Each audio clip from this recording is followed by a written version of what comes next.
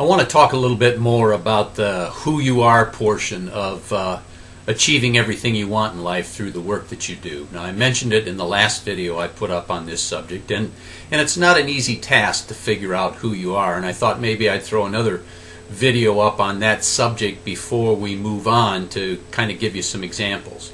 Now, I read an article a while back about a woman attorney who was successful money-wise, but she was working too much, not having a whole lot of fun, and ended up giving up her law career and opened up a chocolate shop and became a chocolatier, made chocolates, sold chocolates to her customers, enjoyed herself thoroughly and completely, and made a lot of people happy.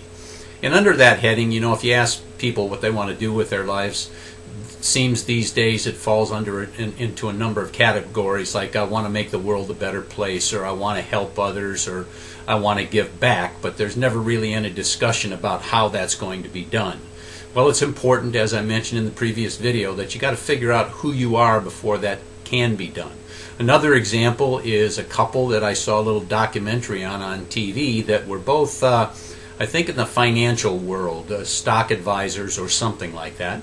But they both gave up their careers. They sold their big house and they moved out to some farmland and into a house trailer and became organic farmers, and were both healthier and happier and lived a much more fulfilled life. Now, it doesn't mean that you have to jump from something that seems important and is big and successful to something that may sound a little bit trivial. What you need to do is find something that's a good fit for you, something that makes you happy, something that allows you to do things in a way that's easy for you, has the least amount of effort, and is the most fun.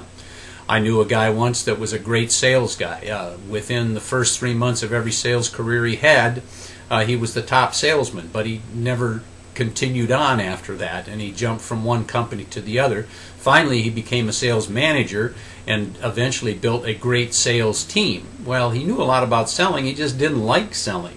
He was much better off as a coach or a teacher or a mentor, so it took him a while and some hard knocks to figure out who he was before he was able to get going with achieving what he wanted in life. So that's what I'm suggesting to you. Take some time, think about who you are. What do I do well? What are my natural talents? What can I do with the least amount of effort? Don't worry about how you're going to turn that into a career or a job, and don't worry about how you're going to use that to achieve your goals in life yet. Just think about that portion of it, and we'll get to the other steps later on. So think about who you are. Ask yourself, who am I? Think about what you love to do. Think about what makes you feel good.